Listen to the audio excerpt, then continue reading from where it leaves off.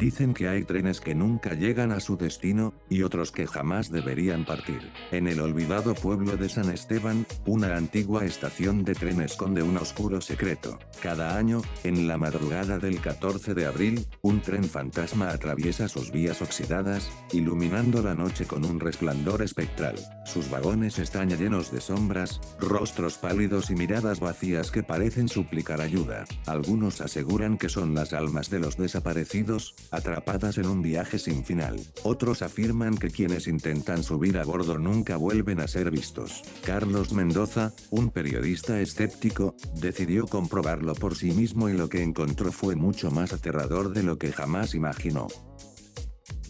El tren de las almas. La leyenda de San Esteban. En el olvidado pueblo de San Esteban, al sur de México, la estación de tren era un esqueleto de madera y hierro oxidado, cubierto por la maleza y el polvo del tiempo. Hacía más de 50 años que ningún tren pasaba por ahí, pero los ancianos del pueblo advertían lo mismo. No te acerques a la estación la madrugada del 14 de abril. El tren sigue pasando. No era una simple superstición. Muchos aseguraban haberlo visto, un tren negro, antiguo, de aspecto imponente, deslizándose en silencio por las vías oxidadas. Su interior, iluminado por una luz mortecina, mostraba a través de las ventanas rostros inexpresivos, pálidos, de ojos hundidos y oscuros. Los más atrevidos que intentaron acercarse hablaron de un frío imposible de soportar, un sonido metálico que resonaba en sus huesos y una presencia invisible que los observaba desde las sombras. Algunos incluso aseguraban haber escuchado susurros,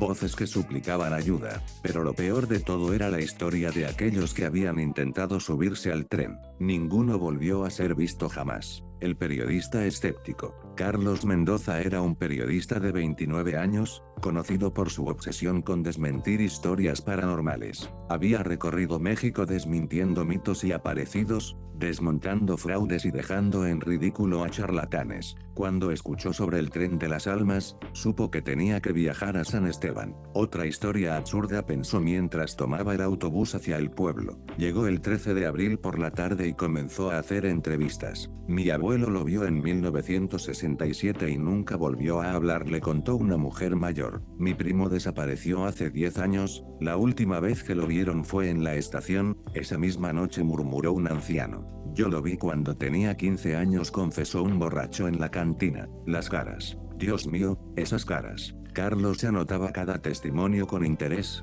pero sin creérselo ni un poco. Para él, todo tenía una explicación lógica: alucinaciones, sugestión colectiva o simplemente cuentos inventados por el pueblo. Así que esa noche, sin miedo alguno, tomó su cámara, su grabadora y una linterna, y se dirigió a la estación. La espera en la estación. La estación era una ruina, la caseta del jefe de estación tenía las ventanas rotas, los bancos de madera estaban partidos y las viejas vías se extendían como venas oxidadas bajo la luz de la luna. Carlos instaló su cámara sobre un trípode, apuntando hacia las vías. Vamos a ver si aparece tu tren fantasma, murmuró para sí mismo. Revisó su reloj: 3:10 am. El aire se volvió denso. De pronto, el viento cesó por completo, y un silencio antinatural envolvió el lugar. Carlos sintió un escalofrío en la espalda. Entonces lo oyó. Un silbido lejano, metálico, que resonó en la noche. Las vías, que llevaban décadas sin ser usadas, empezaron a vibrar, y luego, contra toda lógica, las luces de la estación se encendieron solas. Carlos tragó saliva y levantó su cámara.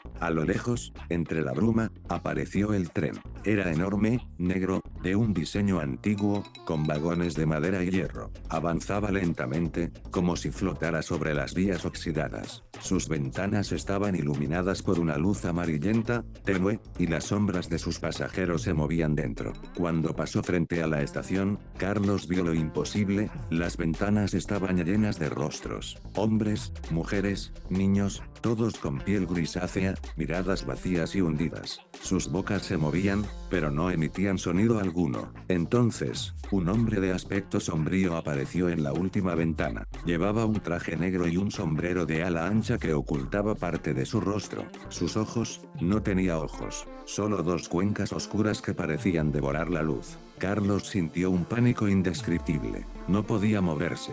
Cuando intentó levantar la cámara, algo lo empujó con fuerza en el pecho. Cayó de espaldas, golpeándose contra el suelo polvoriento. Por un instante, sintió que una fuerza invisible lo arrastraba hacia las vías. No gritó, pataleando, aferrándose al suelo con desesperación. El tren comenzó a alejarse lentamente. Las sombras dentro del tren lo observaban fijamente. Y entonces, una de las puertas del vagón se abrió sola. Carlos sintió un tirón helado en el pecho. Era como si algo intentara atraerlo hacia el interior del tren. Con todas sus fuerzas, se aferró a una de las viejas columnas de la estación. Un viento gélido lo envolvió y escuchó una voz grave y distorsionada susurrándole al oído: súbete, es tu turno. El regreso a la realidad. Carlos cerró los ojos con fuerza, y cuando los abrió de nuevo el tren había desaparecido. El viento volvió a soplar suavemente. Las luces de la estación se apagaron, y el sonido del tren se desvaneció en la distancia. Se levantó temblando, jadeando.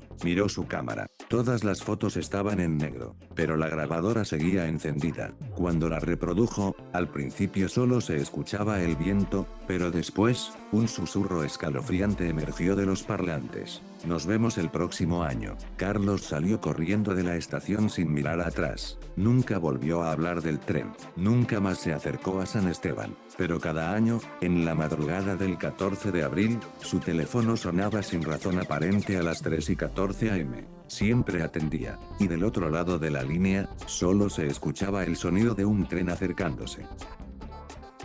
Carlos Mendoza nunca volvió a hablar del tren de las almas. Después de aquella noche en la estación abandonada de San Esteban, se alejó del periodismo paranormal y evitó cualquier mención de lo sucedido. Pero el tren, no lo olvidó a él.